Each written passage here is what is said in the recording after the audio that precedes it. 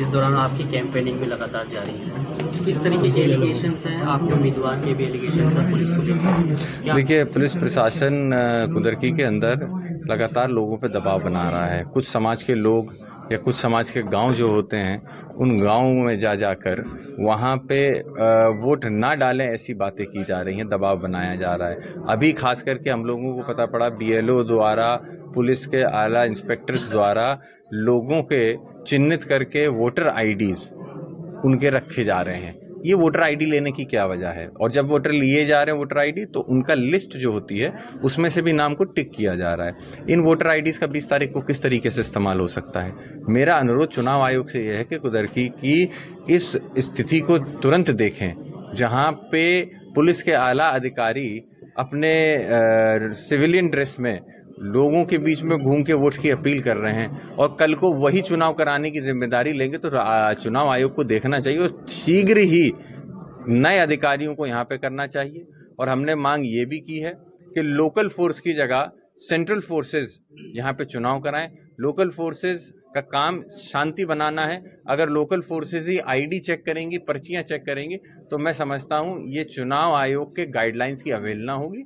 इसको निश्चित ही चुनाव आयोग देखने का काम करेगा। आपने प्रेस कॉन्फ्रेंस में आके जिला कप्तान पर भी एलिगेशन लगाए कि वो कैंपेनिंग कर रहे हैं। जी, मैंने एलिगेशन ही नहीं, मेरे पास वीडियोस भी हैं, प्रूफ भी हैं, हम आपको देंगे। मैं एएनआई से भी कहूंगा कि मैं आपको एविडेंस देता हूं, अगर आप उसको चला सकें तो कृपया उसको चलाने का काम करें। झांसी में 10 नवजात शिशुओं की मौत हो गई है। बहुत ही निंदनीय, बहुत दुख है। लेकिन साथ में सवालिया निशान इस बात पे भी उठता है कि हमारे देश की, हमारे प्रदेश की जो चिकित्सा की व्यवस्था, हेल्थ की व्यवस्था है, वो कितनी चरमरा चुकी है। जहां पे आप ये कहते हैं कि शॉर्ट सर्किट की वजह से बच्चों की डेथ हो गई, वहीं पे आप ये भी देखिए कि जब आपने उस हॉस्पिटल को एनओसी दी होगी, तो उस समय पे जब आपने हॉस्पिटल को परमिशन दी होगी, तो आपको एनओसीज लगती हैं। उसके अंदर फायर डिपार्टमेंट की भी एनओसी लगती है।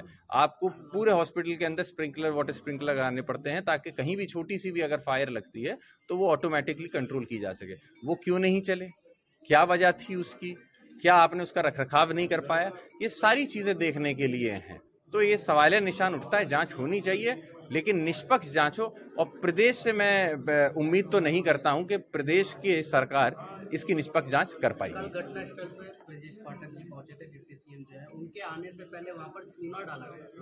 अब वो वीडियो जारी करके कह रहे हैं कि चूना डालने वाली बात कह रहे हैं कि जिलाधिकारी पर कार्रवाई की बात कर रहे हैं। देखिए, घटना निंदनीय थी। उसके अंदर इस तरीके से सरकार के जो आला अधिकारी होते हैं, वो अपने नेताओं को या अपनी सरकार को लुभाने के लिए कुछ ना कुछ ये सब चीजें करते हैं। ये तो एक बहुत छोटा सा उदाहरण है। क्या इसी तरीके से जो उपचुनाव हो रहे हैं वहां पे उन सभी को लुभाने के लिए प्रयास नहीं किया जा रहा, दबाव बनाने का? उसी से जोड़ते हुए मैं ये बात कहूंगा कि आला अधिकारियों को अपने डेकोरम में रहना चाहिए। जहां पे इतनी बड़ी घटना हुई हो, जहां पीड़ित परिवार बैठे हो, वहां पे आप नेता का अगर इस तरह स्वागत करते तो निंदनीय। और अगर उन्होंने इसके ऊपर एक्शन लिया है तो मैं समझता हूं बिल्कुल ठीक है। और कई चीजों पर अगर इस तरीके से तेजी